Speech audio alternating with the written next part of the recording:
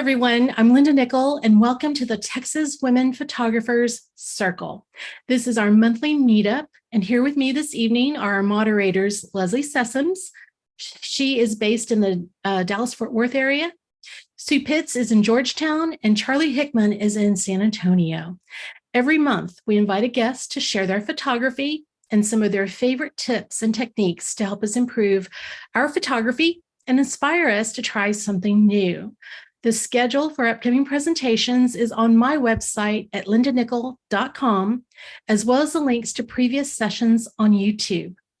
Tonight's speaker is one of our moderators, Sue Puetz.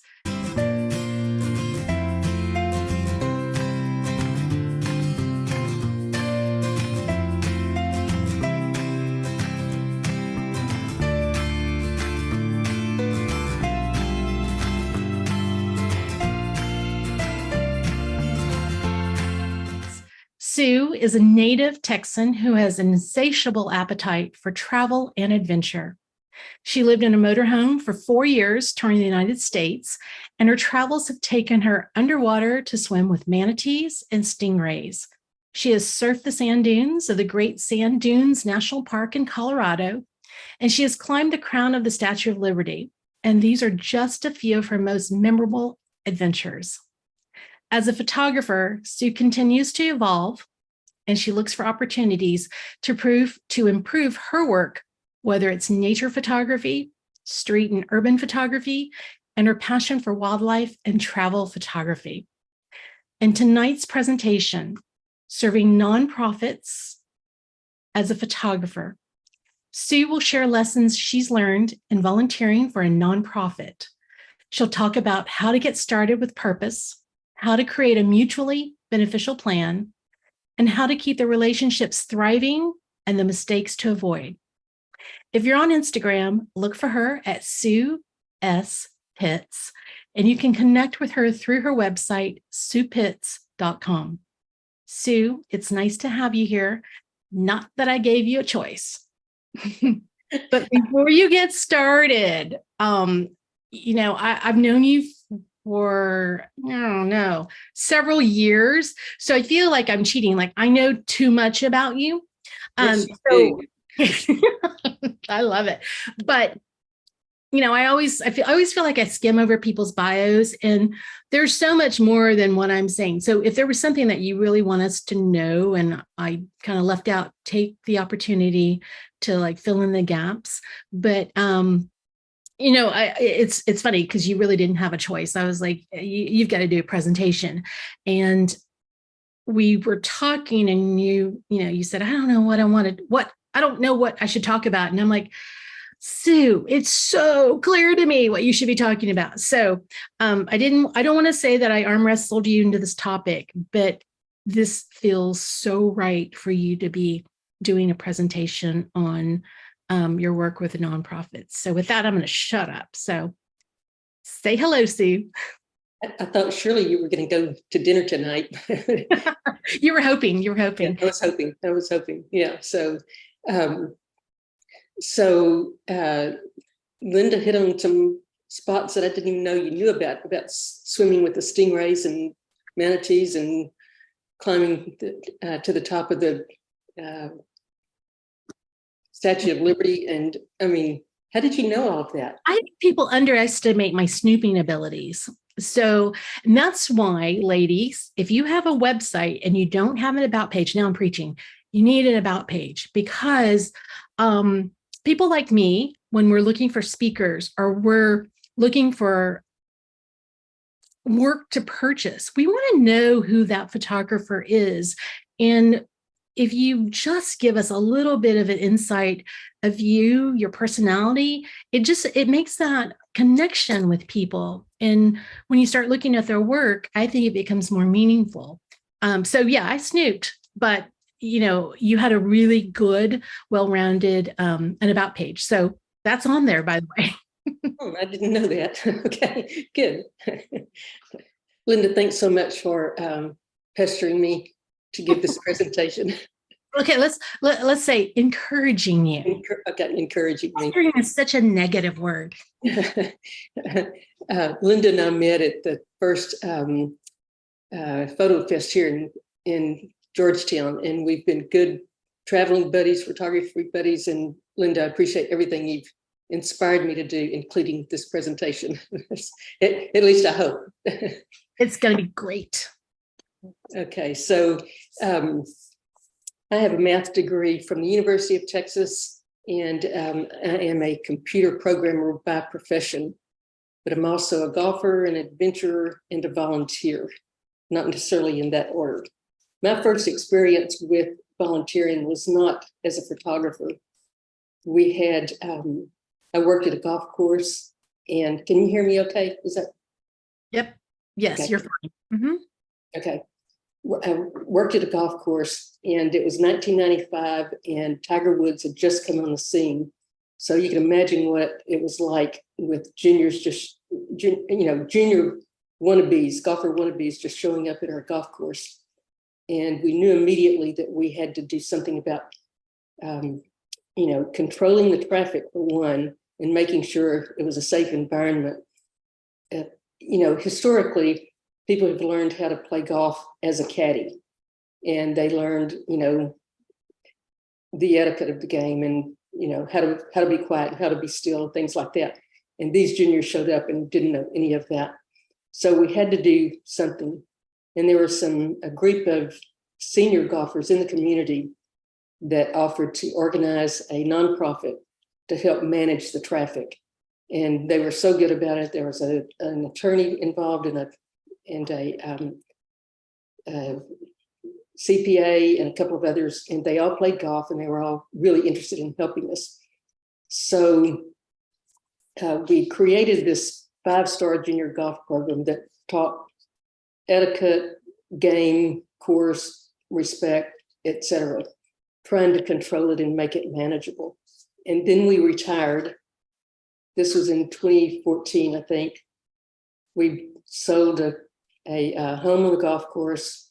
We sold 2 cars that we couldn't tow. We sold a sailboat and jumped into this thing and started. We started in Texas, and our typical route would be from Texas to Florida for the winter, and then up north. We had a daughter in Chicago. We would head that direction.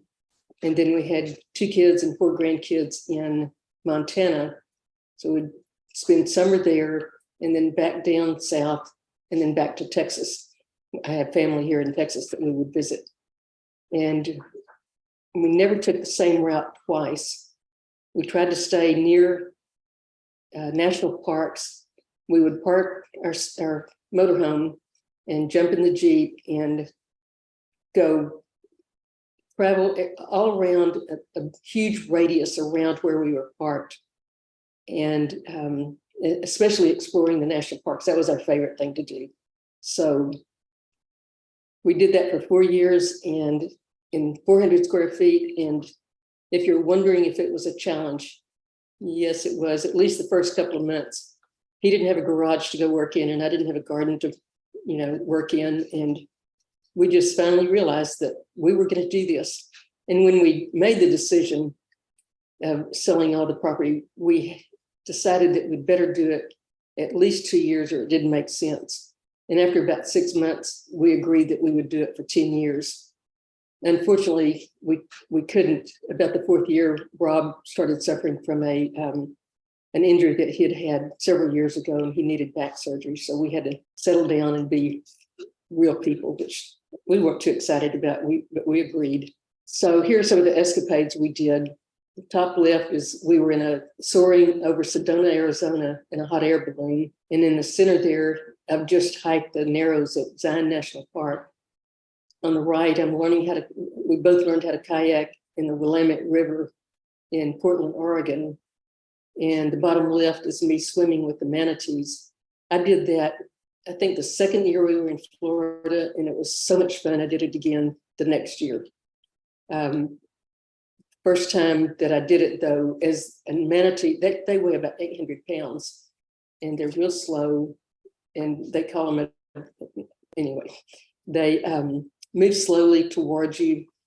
And I kept telling myself, they do not eat people. They do not eat people, because it was pretty scary, but it was so exciting.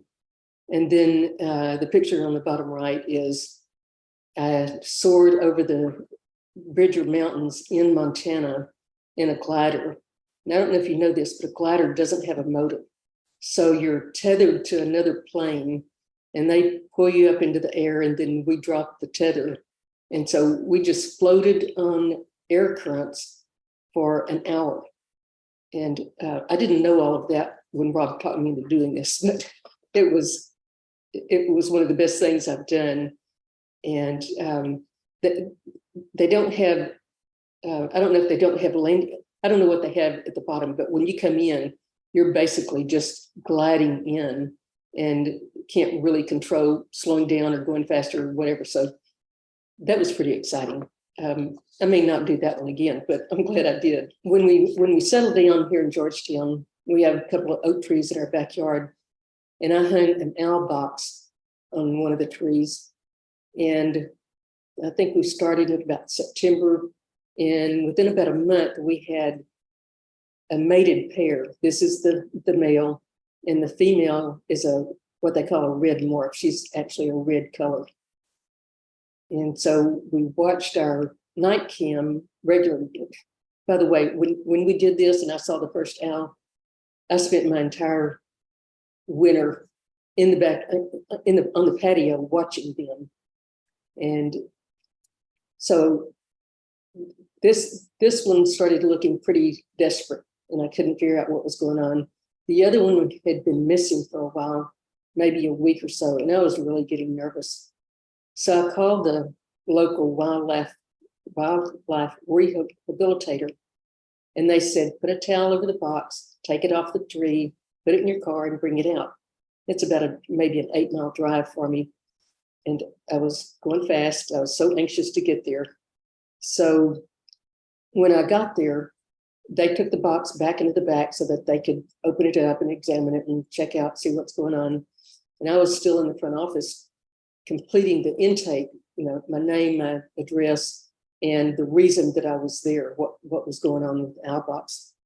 So the lady in the back came back out and she said, what would you like for us to do with these 4 owls in this box? So, I mean, really, I could not believe that there were 4 owls in the box. So the top left picture is the dad. The right picture is the mom. The one on the bottom left is the mom. You can see how tiny screech owls are. And the story on the one on the right small square there, that's a fledgling that they had that was ready to learn how to fly, but there wasn't any way that they could actually teach the fledgling. They didn't have other owls on their campus. And so they said, I was getting ready to go, loading everything up in the owl box and getting ready to put it in the car. And they said, is there any chance that you will adopt this fledgling and let it learn how to fly with your family? I'm like, are you kidding me? Who could pass that up? I was really excited about that. So as I was leaving, they said, this was a very productive day for us. It was a success. You came in with 4 owls and you're leaving with 5. I said, well, that's not the way I see it. I came in with 1 owl and I'm leaving with 5. So it was a celebration as far as I was concerned. So the local newspaper recently published an article about me as a face of the volunteer. It's a regular program that they do maybe every 2 months or so. And they covered my history as, with the golf course and with, let's see, I was on the board of the directors of the Photographic Society, Texas Photographic Society. I've been on church councils, etc. It's just been a part of my life. And I don't know why I ever started it, but it's something that I really enjoy doing. I promise to help you learn how to get started and what to do, pitfalls to avoid. So here's the list. What's your personal goal? You have to define that first so that you know what's a good fit for you. So do that first, then find a worthy cause. What inspires you? What do you want to do with your photography? What do you want to take pictures of? Where can you do that? What can you offer? Do you want to take pictures all day? Do you want to take pictures? You need to find something that's going to really inspire you, make you want to be there every day. So do your due diligence and ask yourself, what do you want in return? My personal goal, I really like to take pictures of moving animals. I'd like to master my camera with an assortment of lenses, environments, and challenges. So, but the reward is serving your community. This Screech Owl, this isn't one of mine, but after I started with the organization, I was out there on a regular basis, probably too often, but this owl came in, I think, with an injured wing. And we were, they always evaluate it, assess it, figure out what's wrong. Animals that are injured, they usually come in dehydrated and hungry. So the first thing they do is hydrate them and then try to feed them. So we're here trying to feed this owl. She did not want any part of this mouse. We tried, probably 10 minutes, and she just said, nope, not today. So we had to give up on that. And, my experience with my owl family is what solidified my relationship with this organization. It was so fun to be there. The people that work there are so committed. It's really amazing. It was so fun to be with them. It was so fun to take pictures. They were really good about, telling me, we need a picture of this, come out tomorrow and help us with this. They were just really easy to work with. So as I mentioned, I like taking pictures of animals that move. And this is one of the pictures I took as we were touring the US. This was in Jackson, Wyoming. And we spent a lot of time in Yellowstone, all of the parks. And of course, I had my camera out the entire time. But the problem with setting that as my goal, how many opportunities do I have to take a picture of a moving animal? I have deer in my backyard and rabbits, but you can only do that so many days a month. And how far do I need to travel, and how long do I have to sit there before I see some action? So I found something that replaced that. Working for the nonprofit, I could go out there every day. Tried not to wear out my welcome, but I may have.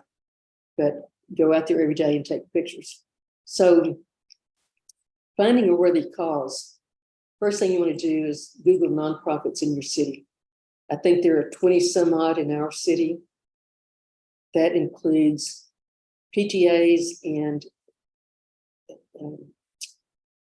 let's see, a couple of others that didn't pique my interest. It doesn't mean they don't pique yours. I just wasn't interested. Well, let me go on.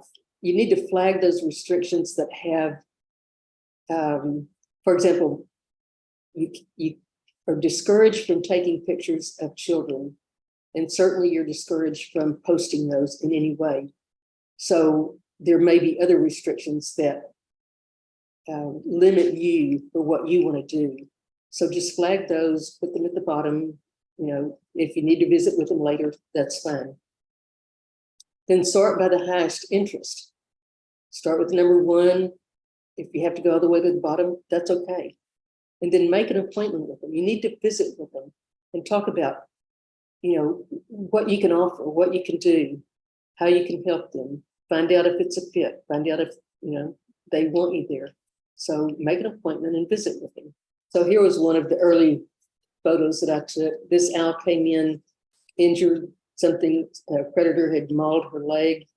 They had to sedate her and then operate on her, clean up the wound, operate on it, mend it, sew it up, and then wrap it in a way that she couldn't tear the wrapping off. And you'll notice that they have gloves on. They are a clinic. They have an x-ray machine. They have small bins that they can, for example, when this owl was, when the surgery was finished, they put her in a small bin, wrapped her in a towel. They could check on her every hour. If there was anything that they had to do, in addition to that, they could do that. And they have to be fed on a regular basis, especially the young ones. Some of them come in and they have to be fed every hour. I'm thankful that was not my job. So what can you offer? Artistic portraits is one of my favorites. Their daily grind. In other words, what's their job? What do they have to do every day? With the wildlife rehabilitator, they have to eat. I mean, they have to feed the animals on a regular basis. Not only do they have to feed them, but different animals require a different ratio. I think it's protein to fat. So you have to mix this mix up. And of course, the deer eat anything that grows, anything that you can bring in from your garden. But that's their daily grind. That's their responsibility, their job every day. So you can take pictures of the reality of despair. What are the things that they are sad about? What happens when they can't rehabilitate an animal or they lose an animal? That's not a fun picture to take, but it is a picture that they may need to document what they do on a daily basis. Images of glee, that's one of my favorite ones also. Anything that makes them happy, sending an adopted owl fledgling home with me was probably one of their excitements. And event photos. I'm not crazy about event photos if it's indoors with a lot of people. That may be your thing. If that's your thing, go for it. I mean, find out what you want to do and make sure that you're willing to work hours, sans any kind of monetary gain, but deliver a product to somebody that really appreciates it. So pick what you want. I mean, what do you want to take pictures of? What's your bag? Here are two of my favorites. On the left is what I call an artistic portrait. That's the baby donkey is, I think, a day old. That's her mom. She's all tucked in. They stood there for a couple of hours, just perfectly happy. And on the right, this is their daily grind. At this facility, it's a donkey rescue. They rescue donkeys, and when they come in, they have to be assessed. What needs do they have? And invariably, they have hoof problems. They've not been tended to as they should have been. The favorite thing about this one is that donkeys have such a personality. It is so much fun to take pictures of donkeys. They're just, I don't want to say in your face in a bad way, but they like being around you. They like for you to take their picture. And I absolutely love that part. Okay, so do your due diligence. Is their business plan something that works for you? Does it inspire you? What is their source of funding? Do they depend on only donations, or do they have fundraisers, and or do they write requests for grants? What inspires their supporters?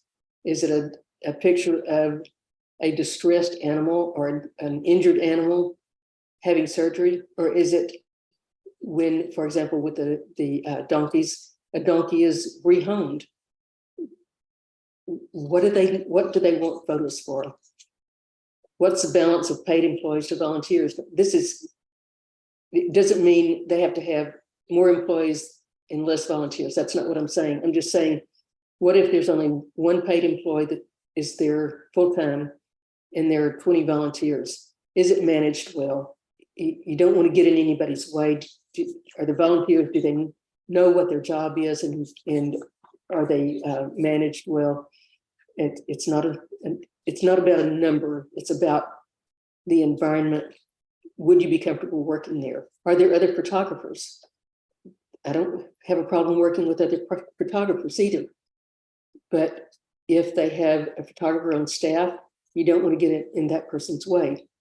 If they have other volunteer photographers and they assign certain opportunities to those photographers, where does that leave you? So just ask the question, what is their situation with other photographers?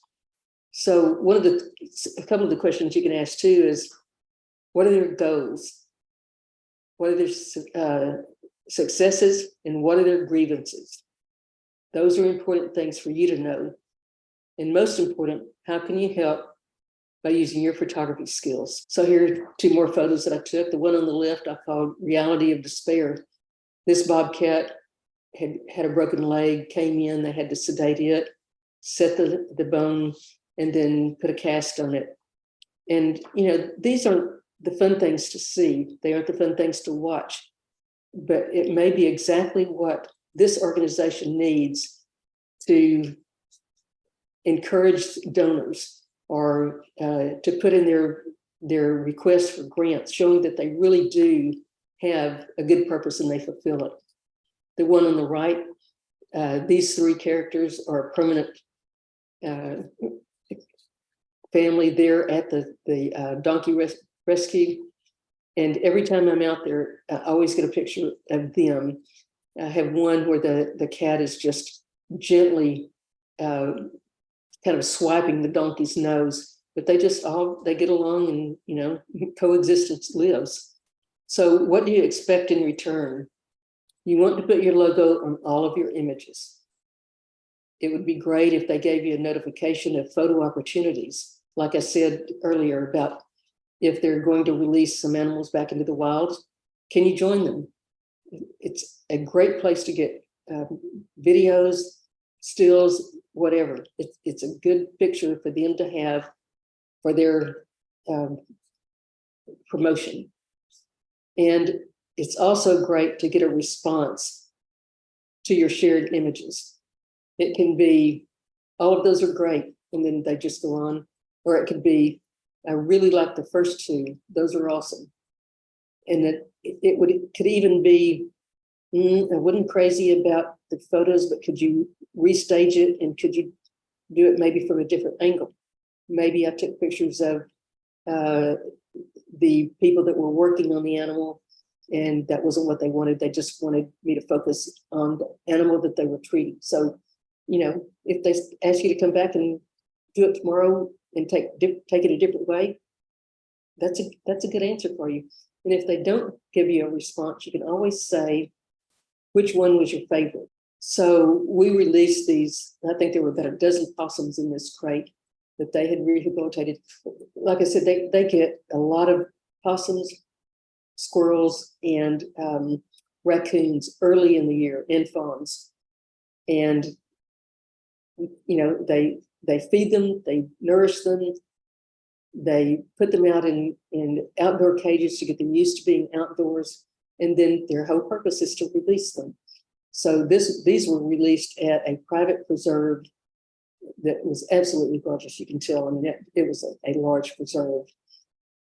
And this was one of the fun things to do. So create a plan with them. Define your responsibilities. What are they going to use to validate your success? Can you come and go as you please? Find your schedule. What are their responsibilities to you? What if they requested, for example, a portrait of each one of their animals that they've rehabilitated and then they're going to release?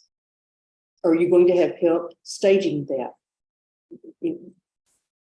I don't know how to stage an animal. I wasn't out there to work on the animals, to treat them in any way. Very seldom did I ever handle one.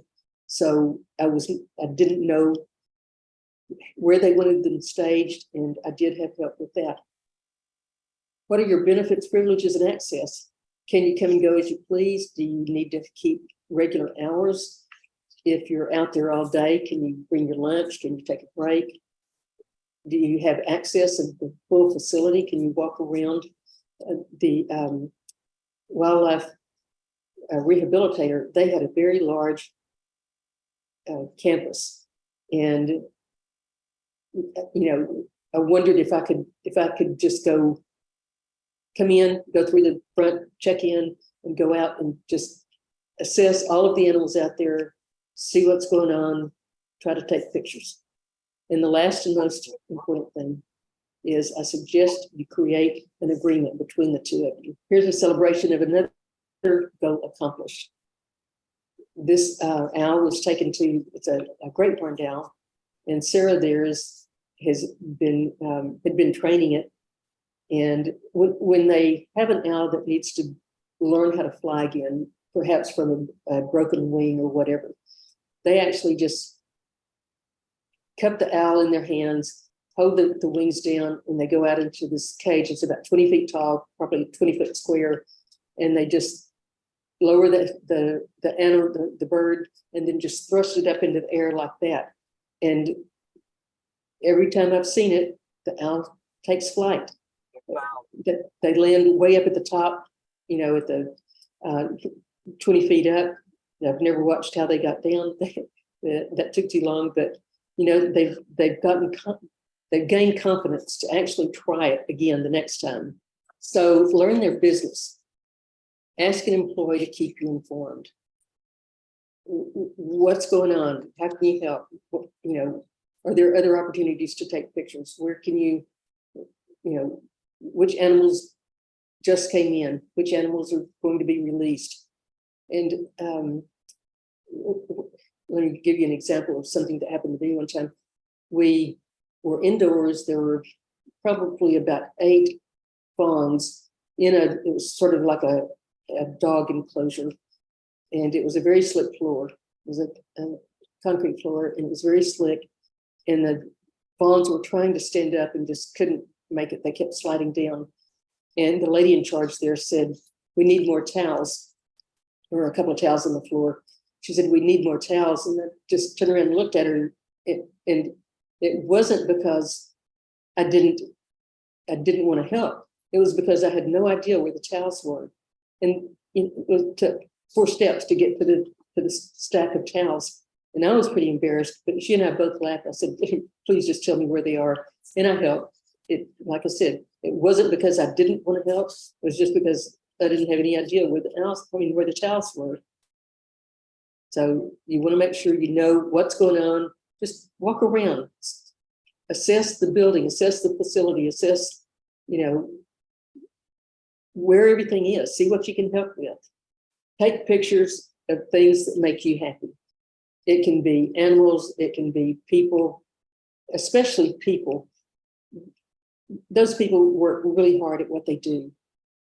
Take pictures of them in their environment, share it with them, let them take prints home, let the organization put them in their newsletter and say, you know, we want to recognize this employee. They've been with us for 3 years. We celebrated that yesterday. You know, take pictures of everything you can take pictures of that will help them tell their story and assess the relationship. Always be professional, deliver what you promised. And most importantly, nonprofits depend on funds. That's the definition of a nonprofit. They don't have sales. They may sell, like, for example, the wildlife rehabilitator. They sold socks and, you know, logo things, but they don't make enough money doing that to cover their expenses. So, as I mentioned before, they either have just donations or fundraisers, or they request grants. In my experience with the Junior Golf Association, when you apply for a grant, you have to tell how your community is supporting you. Do they give you donations? Do they volunteer? Do they promote you? Do they think you're a good cause? What's their impression of you? So when you're working for a nonprofit, even if you're not requested to log your time and your contributions, I recommend highly that you do that and submit it to the organization on a regular basis, either at the end of the week or at the end of the month. That, you know, how many people know exactly how much time you spend on processing photos and delivering them to your customer? It takes time, it takes effort, and you do your best and you want to show your best. They don't have a clue how long that takes. And it doesn't work to just tell them, "Oh my gosh, I spent 8 hours yesterday working on these photos." You want to say, "Here's the time and effort that I've put in, you know, to your organization this week or this month." And they will appreciate that. They like telling people that we have all of these people giving their time and efforts to this organization. And ask often if you're satisfying their need. This is the pig is Potbelly Pig is Presley. She's new to the organization, and on the left she's meeting her neighbor donkeys. That looks like it's going well, but the one on the right, Presley, looks a little prissy. I think she's not sure she wants any part of this. So here's my typical work day. I record my time and travel, as I mentioned. I always have that ready to submit to the organization. I assess the photo opportunities. I create and process the images, and you know what that's about. You delete the ones that aren't in focus. You rate them number 1 through 3. Pick the ones. You process them. You export them, and flag and name every one of them. You'll need those if, for example, if you put it on social media, you need to say what it is, what they were doing, etc. And then share the images with the nonprofit. I always export the first ones that I share are always exported in low resolution. And I always include a reminder, not suitable for print. It would be real disappointing if you gave them some photos that they really liked and they picked one and they wanted it to be on a flyer, and they printed 20 flyers to pass around for some event they were having. And if it was low resolution, there's a possibility that it's not going to be a very good flyer. It's going to be look out of focus, fuzzy, whatever. So always, when you submit photos that are low resolution, make sure you add a note, not suitable for print. So here's another one of my favorite photos. She was trying so hard to pretend she was awake, but her head was fading. It was going down. So when you create your agreement, here's some considerations. Services to be provided. What are you going to do for them? You own all of the images. That is a fact. There's no question about that. You own the images. You're sharing low-res images for free for them to use. They can use them in their digital newsletter or email or social media on the website. Those are suitable for all of those, but they're low resolution, not suitable for printing. And all images shared must include a recognition.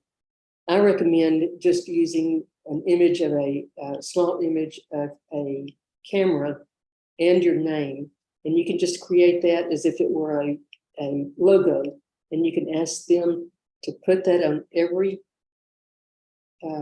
that they share, every time they share one of your images. Just, Puetz is the photographer. That's all that needs to go on there. And then always, images are for print are negotiable. If they want to do flyers with print, if they want to publish a calendar or anything, images are negotiable. Printed images are negotiable. And my images, they may not sell my images. Another question to ask is, as the photographer, can you sell the images you take on their property? I had a group of painters ask me if I would loan them or give them 3 or 4 of my images, and they were going to paint them on slats of wood, and then they were going to sell them and then share the proceeds with the nonprofit organization. I thought it sounded like a good idea. I didn't mind sharing my photos for that, but I asked the ED, and she said, no, they have it in their bylaws that none of the images that are taken on that property may be sold. I'm really glad I asked the question. So you might make a note of that when you are creating your agreement with them. Make sure you know the answer to that. Okay, that's a wrap. Go ahead and take down your screen. I've got a couple of questions that I want to put in front of you. So the first question, let's go back to the male owl that you took in. Susan's curious, what was wrong with it? I think it was just hot, and it was tired of having 3 babies in the box. That's all I could figure. I mean, I never gave it another thought once I found out that they were all there, and everybody was in good shape, and I was happy. She just needed a mommy break. Yeah, she did. So Tamika wants to know, so how do you usually start as a volunteer? Oh, actually, I'm sorry, I read that wrong. So do you usually start as a volunteer, or do you contact them as a volunteer photographer? How do you get in front of them initially? Well, I can tell you specifically two cases. With the wildlife rehabilitator, that's how I started. When I left, I said, can I come back and take pictures? And they said, yes. And, I submitted an agreement, and they signed it, and they were good with everything. The other one that I worked with happened to be a neighbor to All Things Wild. And, one of the things I stressed in my presentation was assess the situation often. Make sure that you're delivering what they need. And at the wildlife rehabilitation, I felt like I got to the point where I felt like I was there too often, and I was getting in somebody's way. And maybe it was at a time when, maybe it was in the fall and they didn't have many animals and there wasn't much for me to take a picture of, but I just felt like I was wasting their time, not mine. I had fun all the time when I was out there, but I just gently wandered away. And, I tried to visit with them, what can I do? I don't feel like I'm helping you. I don't feel like I'm being productive here. And I never really got definitive answers. So I thought, well, I'll just back off. And the donkey place is a neighbor. And I had seen them and visited with them before. And so I asked her, may I come here? And she said, yes. So. Perfect. So this is, I think you kind of answered it in your presentation, but let me just get some clarification. It's also Mika's question. Do you always require your logo, or is a photo credit enough for you? I prefer to have my logo on it because that keeps anybody else from, copying it, reprinting it, reusing it. I have given them some that didn't have my logo on it. It was probably an oversight, but I didn't worry about it. Mm-hmm. I recommend that you always have your logo on it. Sue, thank you for doing this presentation. I hope that it helped people in the room that are either already doing some volunteer work with their photography for nonprofits, but I really hope that maybe you kind of stoked some interest in some of these ladies going and pursuing some nonprofit work, because, our cameras are tools, and guess what? We're good at using our tools. And if we can, volunteer a little bit of our time to help them out, and it's a cause that we are passionate about, it's just an extra bonus for these groups. So I've known you for many years now, and I've seen you. I've actually gone out with you to one of the rehab places, and just the joy of watching you talk about it, and a lot about the animals, and everybody's name, and I can tell you're not just in it for the photos, you're in it because you care. And that's the first place we, when we find those places that we can put our energy in, there's always a takeaway. And just helping these animals, just with the small contributions, it gets those messages out. And so congratulations for you to do that. Strangely, I posted something about today promoting this, and said that something I learned out there was, how to pick up a skunk. And one of my neighbors said, oh my gosh, now I know who to call. I'm like, whoa, wait a minute. I saw that too and went, that could come in handy. I don't have a friend that's willing to do that or has the knowledge of doing that. So that's just a bonus. Yeah, but I get phone calls from my community. We had a raccoon that fell through the ceiling of one of our big buildings out here, and we had to go rescue that raccoon. And someone called and said there was an injured hawk in their backyard that just kept popping around. And so we have a person that's a snake wrangler here, and he's the one that catches these animals, and then he puts them in a crate and puts them in the back of my car, and then I deliver them to the rescue place. So, we have a plan going here, but I'm really not going to pick up the skunk. I did out there, but I'm not going to do it in my neighborhood. So Well, it takes a village, and everybody has a skill set. So I'm glad that you're finding yours with behind your lens. So it's thank you. fun. It's fun to Yeah. do. Yeah. So thanks, Linda. I appreciate it. Thanks everybody for joining us. I Okay. appreciate it. Thank you so much, Sue. All right. Okay. You guys can connect with her, with Sue, through her website, suepuetz.com. And on her, if you're on Instagram, look for her at Sue S. Puetz. Our next meeting is on a Thursday, September 14th. And New Jersey-based nature photographer Christy Adams will be here to share her presentation, Changing Seasons in the New Jersey Pine Barrens. Until next time, I hope that you get a chance to get out with your camera and play. And I hope that we'll see you back here in September.